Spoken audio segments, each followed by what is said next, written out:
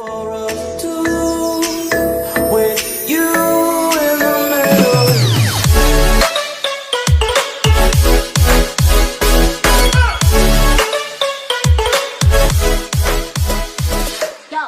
And welcome back to Keeping It Lit with Blade, the podcast will fulfill your mind's literature cravings.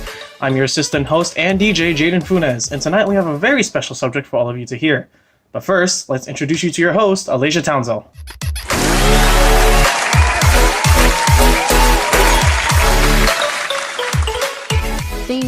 Thank you. Today we have a very special guest joining us. Unfortunately, it's not Beyonce. Today we have Shakespeare. It's William Shakespeare, actually. The guy in all your English classes. You know, the greatest poet in the English language. Only the most talented and ingenious. Okay, yeah. Let's welcome Shakespeare, everyone.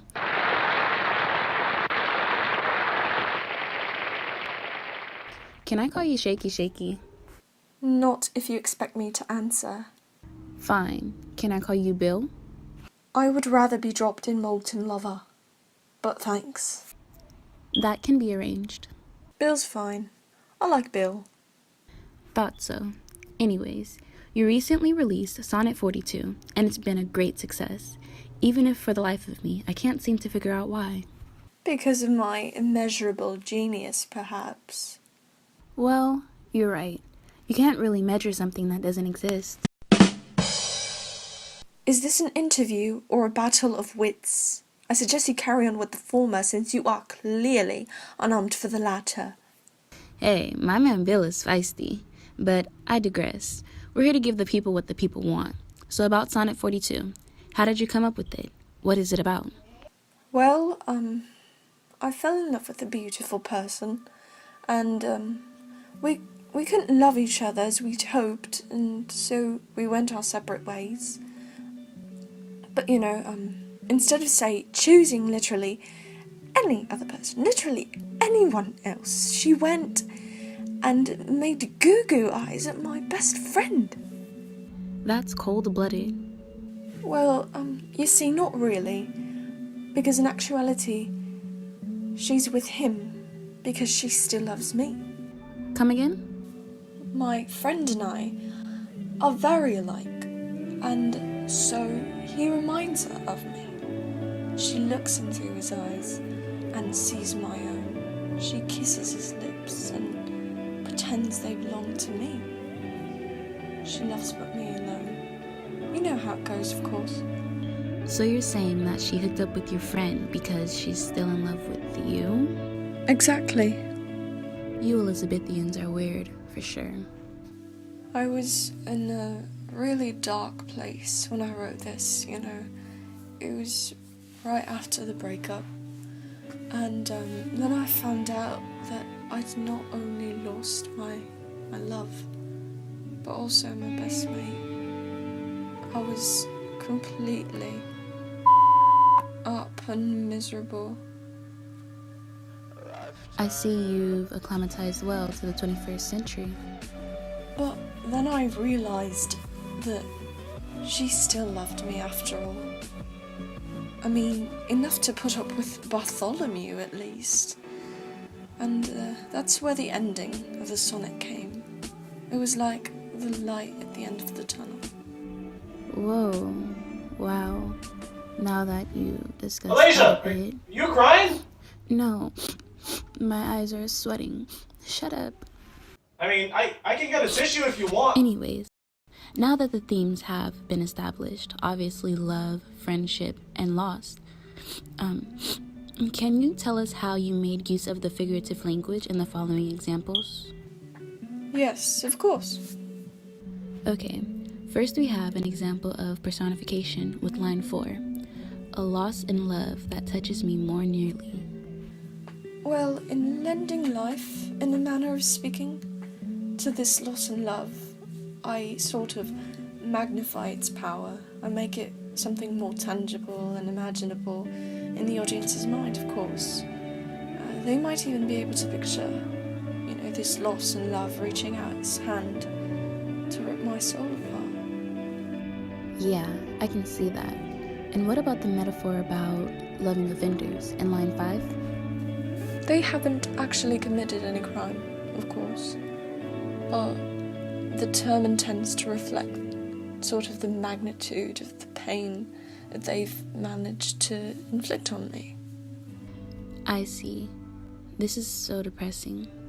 Can I ask about line 12, where you make use of another metaphor? And both for my sake, lay on me this cross. You know, the cross is often associated with pain, because of Jesus and how he had to carry it and how he was crucified. And so yet again, I'm intending to emphasise the pain which I feel for losing both my best friend and my love.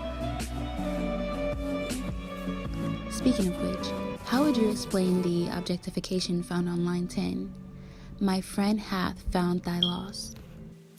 The loss is not a tangible object, of course, but I say that he has found it as he may find a book or any other object. Okay. Last one. How would you explain the metaphor in line 3? My friend and I are one. Remember how I told you that she was with him only because she saw me in him? Well, it's like that. He and I are one, and so she loves but me alone. It emphasises our similarity and, of course, the love that she still has for me. Cool. I must say, this isn't as boring as I thought it would be. Now, get ready for the Crying Caller segment. You know how that goes. You call us with a problem, we answer with a solution. Brought to you by Lunenburg Industries. Caller, we have you on the line. What's your name? Oh my god. Okay, hi Leisha. I'm your biggest fan, and my name is Destimona, and I'm a huge fan of the show. I love you so much, and I haven't missed a single episode. Oh my god, I'm so excited. Wow, I'm touched. Hey, I invented that phrase. Shakespeare? Oh my goodness! I can't believe it's really happening. Okay. Calm down. I've read everything you've ever written. Oh my god, I can't believe I'm talking to you. Nerd. Splendid. What's your favourite? Excuse me. Okay, this is a hard question, but I love everything you ever written. But Sonnet 42, of course. Even if it reminds me of my own life, that's why I called actually. Spill the tea, sis. Well, you see, okay, my husband Othello, he thinks that I cheated on him with his best friend Cassio, and the other day he threatened to kill us both. And he wants us dead. His best friend and his wife. Can you believe that? And the worst part is that it's not even true. I've been faithful and self-sacrificing, and even after everything he's done, I still love him. I do. Like the girl in Sonnet 42, I'm no stranger to love and loss or to pain. Unlike the narrator of the sonnet, though, I don't think I'll be finding a light at the end of the tunnel. Girl, that is horrible. You should be calling the police. Don't call the radio station. Desdemona, I completely understand where you stand. Your story seems frighteningly familiar even, but you have to go to the authorities. Even if you love him. This isn't an Elizabethan tragedy. This is the 21st century, for goodness sake. I can't do that to him. I love him, and I could never leave him, much less get him thrown in jail. Honey, he threatened to kill you. There's no going back from that.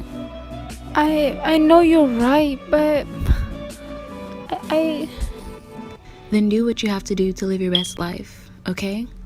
Thank you for everything. I understand what you're saying, and I'll try my very best, because my love for him is endless. There's nothing I want that will ever require him to be hurt or feeling isolated. Thank you again. I love you, Shakespeare. I've heard loads of stories like hers. One can only hope she gets the alternate ending. This has got to be the weirdest, most depressing episode we've ever had. Bill, you know when I heard there was a man who had boarded a time machine from the 16th century to talk to us about his sonnet? I was like, how pretentious. But you're not as bad as I thought. How kind of you. Those high schoolers that called you a boring, bald bastard are so wrong. Gee, thanks. And the AP Lit students called you overrated. Can you believe? I mean, what a load of uncultured swine. The middle schoolers were the cruelest of them all. I mean, they said you couldn't get any more. I think that's all I'd care to hear, honestly. Thanks. I can't handle compliments, really. I don't handle them well. I'm sorry, but thank you. Oh, okay. Well, thank you for coming on the show. You've been great, Bill. Thank you for having me. This has been Keeping It Lit with Lay. Special thanks to me for putting up all the depressing stuff here at the station. Tune in next time when we invite over Jake Barnes, the man whose balls are gone but still has more than his friends. Once again, this is your assistant host and DJ, Jaden Funes, and we hope you have a very lit day.